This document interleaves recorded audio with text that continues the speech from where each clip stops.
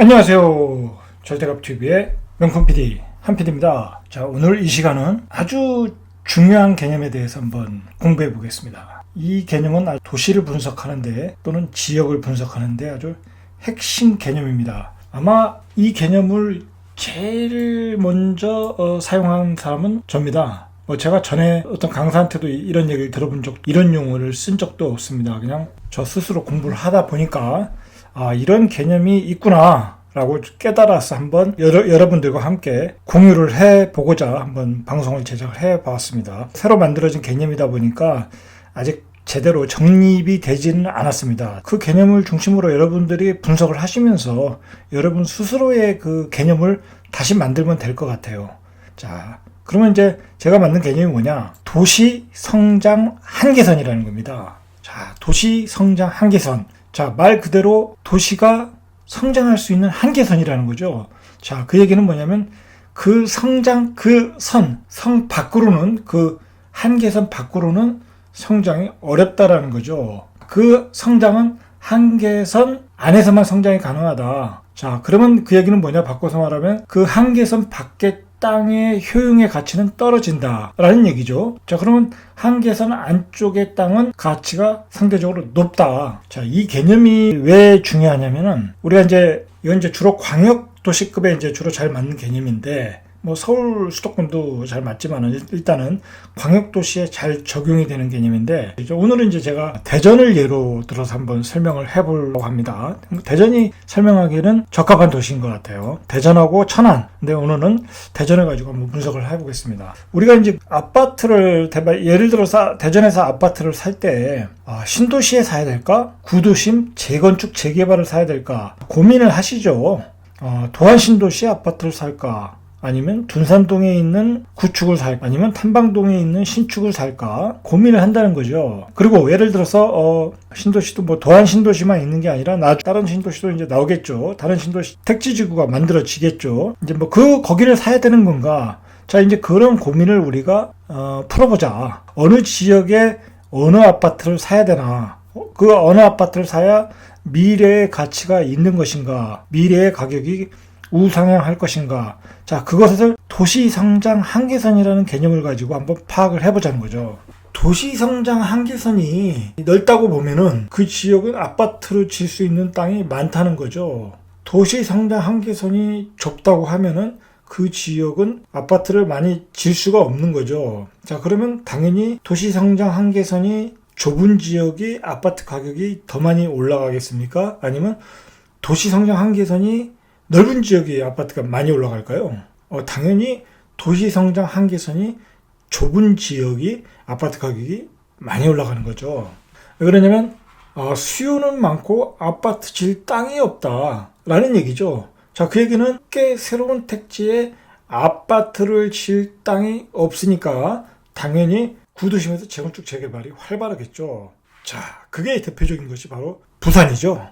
자, 부산은 아파트를 질 수 있는 도시성장 한계선이 좁은 땅입니다. 왜냐하면 산이 많고 평야는 좁고 그리고 사람은 많고 그러다 보니까 재건축 재개발이 가장 활발한 도시 중에 하나죠. 자, 그러다 보니까 부산은 재건축 재개발이 활발하다. 자, 그러나 부산 같은 경우에 바깥쪽으로 나가버리면 자, 이렇게 보시면 자, 부산은 여기가 핵심이지 않습니까? 여기가. 자, 부산은 대부분이 산이다. 자, 그러면 도시를 지을 수 있는 땅은 바로 그 산 밑에 있는 그 도심지의 구도심의 땅이라는 거죠. 도시 한계를 넘어서 아파트를 짓다 보니까 이렇게 새롭게 에코시티, 명지지구 이렇게 만들었는데 이렇게 택지지구를 만들었는데 예를 들어 또 일광 신도시 이런 쪽은 구도심에 비해서 인기가 없다는 거죠. 인기가. 왜냐하면 구도심에 모든 것들이 다 있으니까 이 기존 교통 인프라 그 다음에 중심 상가, 상업시, 어떤 그 업무 시설, 모든 게 다 이 안에 있다 보니까, 이 성장 한계선에 있다 보니까 이쪽 지역은 인기가 없더라. 그러면 이쪽에 부산의 그 도시 성장 한계선은 바로 이렇게 경계가 되는 거죠. 이렇게. 이 신도시는 도시 성장 한계선을 벗어난 거죠. 자, 그러다 보니까 이쪽 지역이 별로 인기는 없더라. 라는 얘기죠. 자, 만약에 이러한 그 신도시가 이쪽 산 이쪽에 붙어 있었다. 그러면 무지하게 인기가 있었겠죠. 자, 바로 그런 점을 이해를 하셔야 된다는 겁니다. 자, 그게 왜 그러냐면, 이러한 성장 한계선을 요 낙동강 라인으로 보고서 이 안쪽만 놓고 본다면 이쪽은 쳐다볼 필요가 없다는 거죠. 미래의 가치로 볼 때는. 왜냐면 출퇴근할 수 있는 유효 거리가 너무 멀다는 거죠. 그리고 기존의 상업시설과도 너무 멀다. 중심가와도 너무 멀다. 라는 얘기죠. 자, 이제 부산은 다른 편에서 이야기를 한번 해보고, 결국은 그 도시의 어떤 개발의 큰 그림을 결정짓는 거죠. 그 도시 성장 한계선은. 자, 그 큰 그림을 알아야 어느 곳에 우리가 집중을 해야 되는가, 어느 지역에 집중을 해야 되는가 라는 것을 알 수가 있죠. 자, 그러면 예를 들어서 그 도시 성장 한계선을 결정짓는 것은 어떤 조건이 있을까요? 일단은 중심 상권이죠. 자, 두 번째로는 일자리죠. 일자리가 있는 지역은 그 성장 한계선 안에 들어간다고 봐야죠. 중심 상권, 일자리. 자, 그 다음에 교통 인프라죠. 주요한 교통 인프라, 예를 들어서 외곽 순환도로, 중심도로, 그 다음에 어떤 지하철. 자, 그런 것이 연결되는 라인까지만 그걸 성장 한계선으로 보는 거죠. 자, 그리고 중요한 거는 뭐냐면 중심을 어디로 잡느냐가 중요한 거죠. 중심을. 일단 중심을 딱 잡고 찾아보자는 거죠. 대전 같은 경우에 자 보시죠. 대전은 말할 것도 없이 중심은 둔산동이죠. 예전엔 중구였지만 지금은 둔산동이다. 자, 그러면 둔산동을 중심으로서 이 성장 한계선을 어디까지 봐야 되나? 자, 일단은 대전의 지형을 한번 보시죠. 자, 대전의 지형은 이렇게 보시면은 이 분홍색 선이 대전의 경계지만 대전을 산들이 둘러싸고 있다는 거죠. 대전은 아파트 질 땅이 이 산 안에 있다. 산 안에 이게 딱 갇혀 있다는 거죠. 그러니까 한정되어 있다는 거죠. 아파트 질 땅 자체가 그렇게 많지는 않은 지역이다. 말 그대로 평화지대가 널려 있거나 그렇지는 않다는 거죠. 자, 그런데 이제는 이 모든 땅이 다 아파트를 질 수 있는 땅은 아니다. 왜냐하면 너무 멀면 그 아파트의 가치가 떨어져서 사람들이 선호를 안 한다는 거죠. 인기가 없다는 거죠. 자, 인기가 없으면 어떻게 되겠습니까? 그 아파트는 구축이 되면서 계속 가격이 떨어질 가능성이 많다는 겁니다. 자, 그러면 그 도시 성장 한계선 밖에 있는 아파트들은 구축이 되면 감가상각에 따라 가치가 떨어질 것이다. 땅의 가치가 떨어질 것이다 라는 거죠. 자, 땅의 가치가 떨어지면 집값이 올라갈 수가 없겠죠. 반면에 그 중심에 있는 아파트들은 그 땅값은 계속 올라가고 집값은 떨어지겠죠. 감가상각되니까 건물값은 떨어지고 땅값은 계속 올라간다. 근데 땅값의 가치가 희소가치가 있어진다는 거죠. 그 도시성장 한계선에 있어서 핵심 지역에 있는 지역은 그 핵심 지역의 인프라 때문에 그 땅의 가치가 올라간다. 자, 그게 이제 말할 것도 없이 강남이다 라고 보시면 되는 거죠. 자, 그러면 이제 대전 같은 경우에는 이 중심이 둔산동이다. 그리고 도시성장 한계선을 결정짓는 요소는 지하철 1호선이다. 일단 보시고, 그러면 중심성장 한계선은 바로 북쪽이라고 해야 될까요? 동쪽에 있는 파남역부터 서쪽에 있는 지정역까지. 자, 지정역까지 일단 한계선이다 라고 보시면 되는 거죠. 자, 그러니까 이 지역 안에 아파트들을 다 택지지구를 지정해서 지었던 거죠. 자, 그리고 두 번째로는 대전 같은 경우는 바로 이 호남고속도로 또는 대전 남부순환도로. 자, 이 외곽순환도로 안에 있는 게 바로 도시성장 한계선이다 라고 보시면 되겠죠. 자, 이렇게 보면 된다. 자, 그러면 대전의 경우에는 도시성장 한계선을 다시 한번 보면 파남역부터 지종역, 이게 지종역에서 여기 차량기지가 있지 않습니까? 그리고 여기 안산지구라고 연장을 하죠. 그리고 여기 택지지구가 들어죠. 바로 이제 지하철이 연장이 되니까 도시성장 한계선이 확장이 되는 거죠. 만약에 여기에 지하철이 연결이 안 되고 지하철이 없고 택지지구가 들어서면 그냥 지종역까지만 이제 도시성장 한계선이 되는 거죠. 자, 도시성장 한계선을 결정짓는 것은 교통. 자, 교통에는 지하철과 외곽 순환도로, 그 다음에 핵심 중심 상권, 그 다음에 업무시설, 상업시설. 자, 그런 것으로 이제 중심을 잡고 한계선 한번 만들어 보자. 자, 그렇게 보시면은 대전 지역은 외곽순환도를 한번 보시죠. 자, 이 외곽순환도에 요번에 이제 분양한 트리플 시티 있지 않습니까? 자, 여기가 이 호남고속도로죠. 호남고속도로가 이제 한계선이 되는 거죠. 자, 문제는 여기는 이제 택지 개발을 예정하고 있지 않습니까? 자, 그러니까 여기까지 포함이 되는 거죠. 자, 근데 이 바깥에 뭐가 있습니까? 하카지구라고 하죠.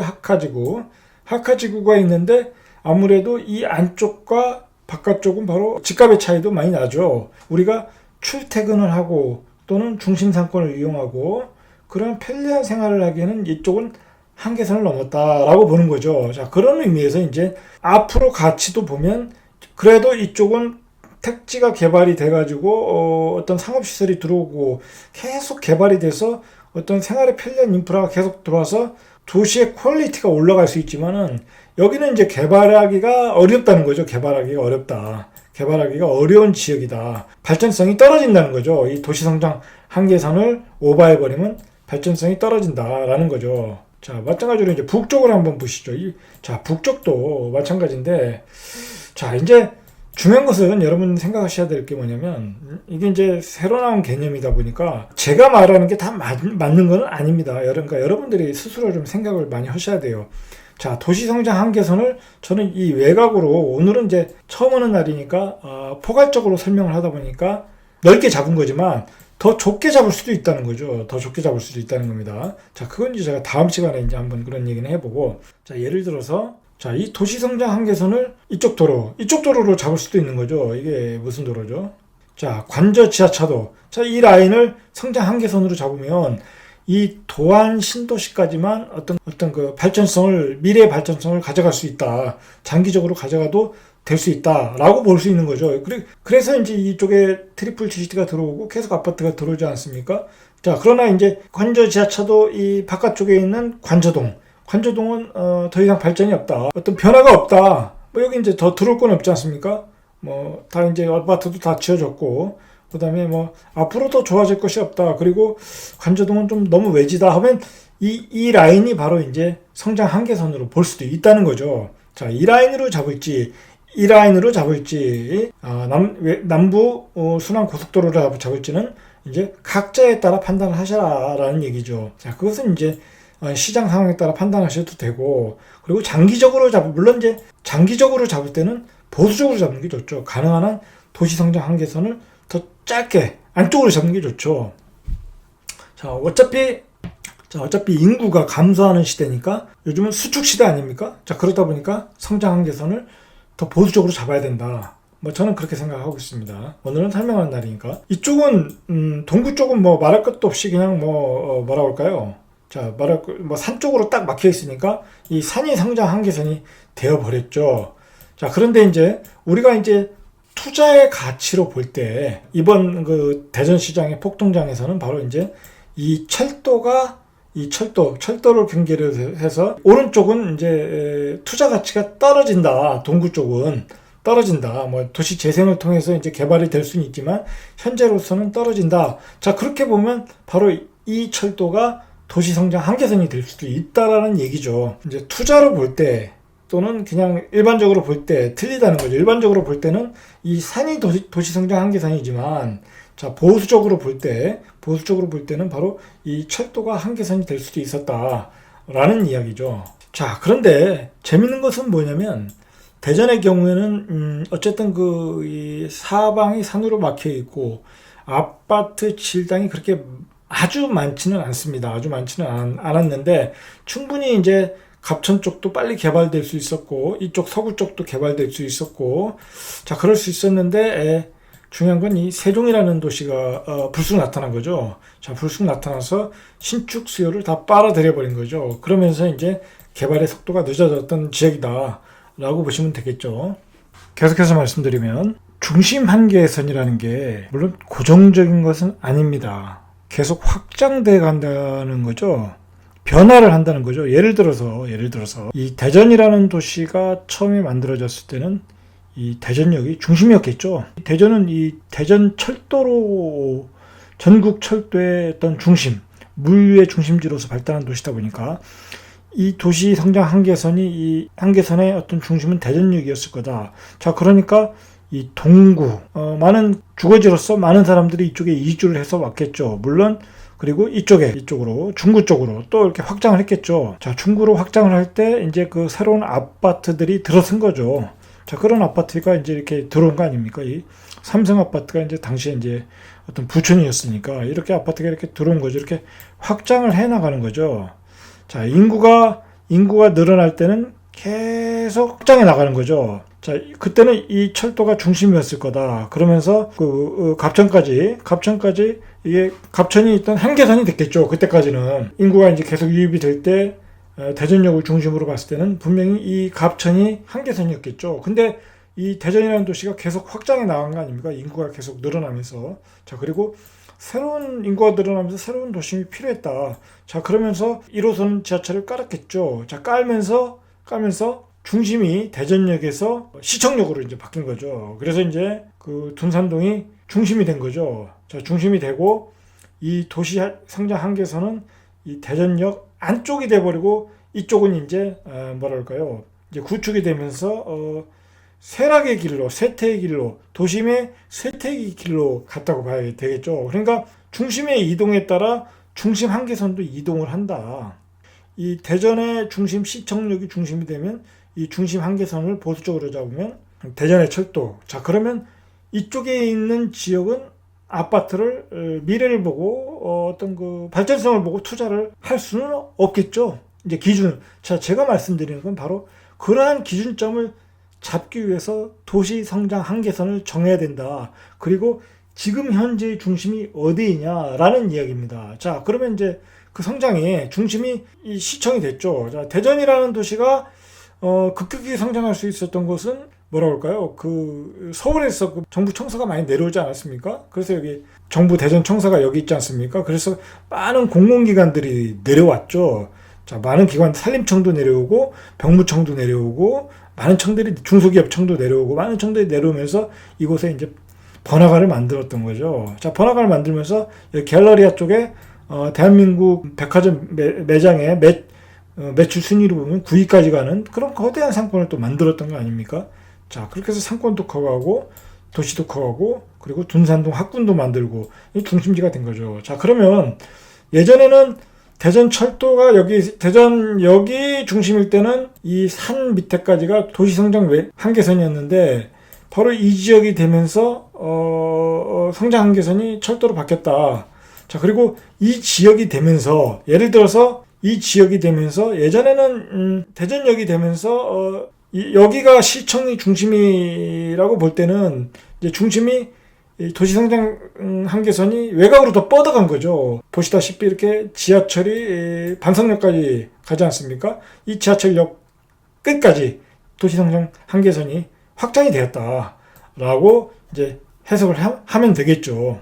자, 그러면 이제 당연히 이제 여기가 중심이고 도시성장 한계선이 이쪽까지 갔다라고 보면 이제 이런 지역도 이제 주거 환경이 좋아질 수밖에 없고 상권도 좋아질 수밖에 없고 학군도 좋아질 수밖에 없고 자, 그러면서 이제 최근에 집값도 많이 급등을 하지 않았습니까? 자, 그렇게 본 거죠. 자, 그다음에 이제 그다음에 애매한 곳이 바로 이제 이쪽이죠. 이쪽 도안 신도시 쪽이죠. 자, 이곳을 질 때 바로 세종이 나온 거죠. 세종 신도시가 나오면서 이곳에 어떤 개발의 속도가 느렸던 거죠. 자, 그리고 도시가 성장하는 데는 몇 가지 취약점이 있다. 제가 이제 그 예전에 대전편에서도 얘기했지만 일단은 이 도솔산이 구도심과 신도시를 막아버렸다는 거죠. 자, 그러면서 어떤 활발한 그 물적, 인적 교류에 약하다.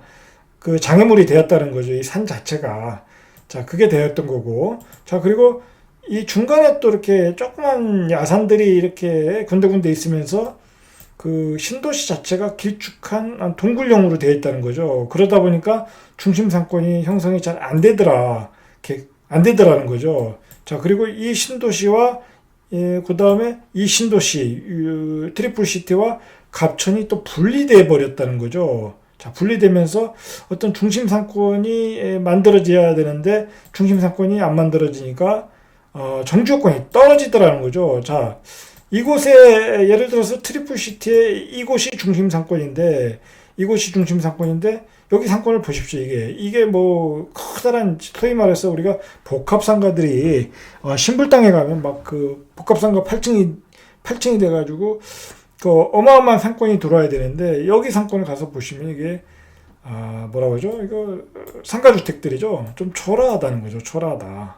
자, 그런 점이 이 신도시의 어떤 약점이다. 중심 상권이. 근데 이제 이 중심 상권이 또 맨 끝에 있지 않습니까? 이 맨 끝에 풀하우스에 있다는 거죠. 이런 점들이 조금 약하다. 자, 이제 그런 거는 이제 어떤 지형적 특성에 기인을 한다. 자, 그래서 제가 이쪽 쪽에 너무 많은 프리미엄이 형성이 되고 있다, 현재. 그래서 조심해라. 왜냐면 이쪽 지역은 예를 들어서 인프라가 건설되는 속도도 느리고, 인프라라는 게 이게 주변이 아파트로 다 꽉 채워져야 인프라가 들어서는데 그런 속도도 더디고, 그리고 우리가 소위 말해서 어떤 중심과는 너무 멀다. 중심은 이쪽인데, 자, 이쪽이 중심일 수밖에 없는 게 모든 그 공공기관, 정부 청사, 그 다음에 지하철 다 들어와 있다는 거죠. 물론 이쪽이 트램으로 연결이 되지만 이거 트램이라는 게 언제 연결될지도 모르고 얼마나 그 교통수단으로서 효용성이 있나는 한번 고민을 해봐야 되는 거죠. 그건 고민을 해봐야 되는 겁니다. 자, 그래서 너무 무리한 프리미엄은 문제가 있다. 제가 지적을 했죠, 분명히. 자, 그 점 꼭 염두에 두시고 미래의 발전성을 보고 들어가시는 분들은 고민을 하셔야 되겠죠. 자, 그래서 이제 이쪽이 중심이 돼서 어쨌든 여기까지 도안 신도시까지 넓어진 거죠. 예를 들어서 대전역이 중심일 때는 여기 서구 갑천까지만 중심선이었죠. 도솔산 이 안쪽까지만 중심선이었는데 이쪽이 중심이 되면서 이쪽으로 서쪽으로 중심선이 멀어졌다. 자, 그러면서 이쪽이 쇠퇴해진 거죠. 자, 이쪽이 동구 쪽이 어떤 땅의 가치가 떨어진 거죠. 이쪽이 중심이 돼버리니까. 자, 그런 점에서 우리가 도시성장 한계선을 이해하시고 도시를 이해할 수 있다는 거죠. 자, 그러면 좀 재밌는 게 뭐냐면 이제 제가 개인적으로 생각을 할 때, 자, 이 서쪽도, 자, 이쪽과 과연 지하철역 이 선을 경계로 이쪽과 이쪽의 어떤 성격이, 땅의 성격이 다르다고 보는 거죠. 왜냐면 이쪽은 어쨌든 신도시로 들어와서 깔끔하게 들어오겠지만 속도는 느리다. 그리고 이 입지로서는 좀 떨어지는 편이다. 라고 보는 거고, 자, 이쪽은 어쨌든 이쪽까지 안산지구라고 하나요? 이쪽도 이제 택지 개발하지 않습니까? 그 국방 클러스터 어떤 기업들이 들어오고, 그 다음에 세종으로 붙고, 그 다음에 반성역에서 대평역까지 일단 그래서 정부청사까지 연결을 한다는 거죠. 자, 그렇게 되면 바로 이제 이쪽보다는 이쪽이 더 강세이지 않겠냐. 예를 들어서 이런 빈 땅들이 있지 않습니까? 이런 빈 땅들이 개발이 되거나 아니면 유성구 쪽에 재개발이 또 되거나 아니면 복합터미널 주변에 이런 빈 땅에 또 아파트가 들어오면 이런 것이 또 종주 요건이 더 좋지 않냐. 어떤 그 중심 인프라, 지하철 라인이 있고 그게 세종으로 또 연결이 되고, 자, 이제 그런 또 시각으로 볼 필요도 있다라고 보는 거죠. 라고 보는 겁니다. 그리고 상대적으로 분명히 이제 이쪽도 재개발, 재건축이 더 활발해질 것이고, 구도심이 대전의 특징 중에 하나는 이 서구 둔산동에 너무 많은 인프라가 몰려 있다는 겁니다. 상업의 중심, 업무의 중심, 그 다음에 교통의 인프라가 모두 몰려 있다. 그 다음에 거기다 또 교육 환경까지, 학군까지 다 몰려 있다는 거죠. 학원가까지. 자, 그러다 보니까, 외곽 지역은, 그 중심의 인프라를 쫓아가기가 쉽지가 않다. 라고 보는 거죠. 자, 그런 점을 생각을 하셔야 될 것 같아요. 자, 오늘은 뭐 그런 얘기보다는 자, 정리해 보겠습니다. 도시성장 한계선, 한 지역, 대전의 아파트를 매수를 할 때 예를 들어서 그 도시성장 한계선을 딱 정하자. 그 정하는 선은 자기의 주관적인 선으로 정해라. 자기가 주관적으로 정해라. 누가 정해놓은 게 아니다. 정해준 게 아니라 자기가 주관적으로 자기가 이 지역 안에서만 투자를 한다. 라고 해서 정해라.